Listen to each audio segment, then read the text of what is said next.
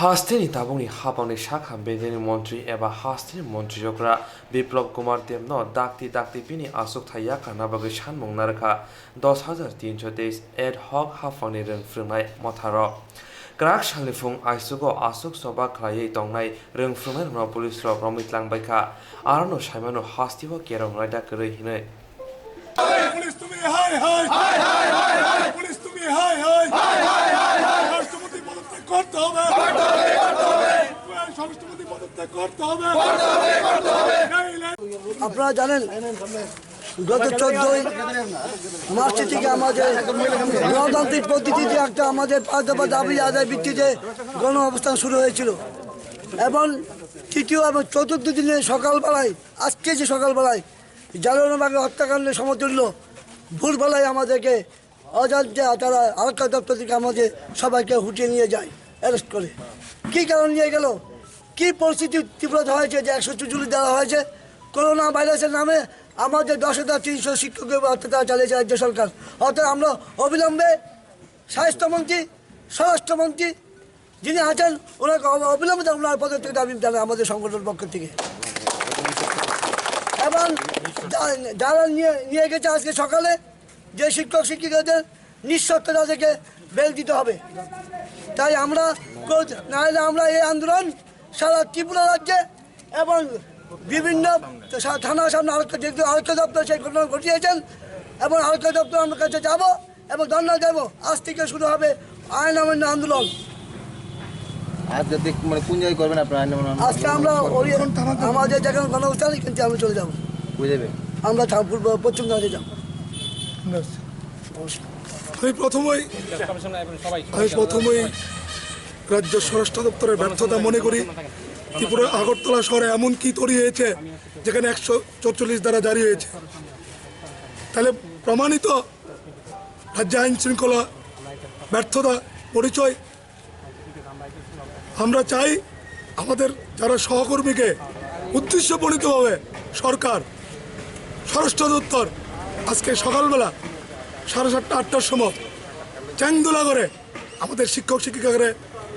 এখান থেকে অ্যারেস্ট করে নিয়েছে এডিনগর মাঠে আমরা সংগঠনের পক্ষ থেকে তার তীব্র নিন্দা ও ধিক্কার জানাই পাশাপাশি অবিলম্বে রাজ্যের স্বরাষ্ট্রমন্ত্রীর পদত্যাগ দাবি করছি আমরা শুধু এখানেই থামে থাকবো না আমরা আজকের থেকে ওই শ্রদ্ধেয় সভাপতি বলেছেন আমরা গণধর্নায় চলেছিলাম গণধর্নায় বসেছিলাম আমরা আইন অমান্য করতে যাচ্ছি আমরা এই রাজ্য সরকারকে হুঁশিয়ারি দিতে চাই অবিলম্বে 31শে মার্চের আগে রাজ্যের সমস্ত 10,323 এডক শিক্ষকদের স্থায়ী সমাধান না করতে হবে না হলে আমরা বন্ধু ছেড়ে কথা বলবো না আমাদের পারমিশন ছিল আপনার তো 48 ঘন্টা ছিল তারপরে কি কোনো এক্সটেনশনের জন্য প্রেয়ার করি দেখুন কোনো একটা ডিপার্টমেন্টকে যদি চিঠি দেওয়া হয় তার রিসিভ কপি আমার কাছে আছে যদি ডিপার্টমেন্ট সেটা ডিনাই করতো ডিপার্টমেন্ট অফিসিয়ালি আমাকে একটা চিঠি দিয়ে জানাতো সেই অফিসিয়াল চিঠিটা এনারা আমাদেরকে দেননি তাই বলে ধরেই নিতে পারি যে আমাদের চিঠি যেটা দেওয়া হয়েছে সেটা অ্যাকসেপ্ট করেছে ওনারা আজকে বলছে আমাদের পারমিশন নেই তারা আইনগতভাবে কাজটা করেছে কিনা তাদেরকে গিয়ে জিজ্ঞেস করুন আপনারা আমি আজকে সকালে দিল্লি থেকে এসেছি ভারতবর্ষের সবচেয়ে বেশি করোনা এফেক্টেড যদি কোনো জায়গা থাকে সেটা হলো দিল্লি এই দিল্লিতে গতকালকে থেকে স্কুল খুলে দেওয়া হয়েছে অথচ আমাদের রাজ্যের শিক্ষামন্ত্রী উনি স্কুল বন্ধ করে দিচ্ছেন কি ওনার অভিসন্ধি সেই প্রশ্ন 10,323 এই রাজ্যের মানুষ জানতে চায় ওনার কাছে যে কী কারণে আজকে যখন স্বাস্থ্য দপ্তর এক ধরনের বিবৃতি দিচ্ছেন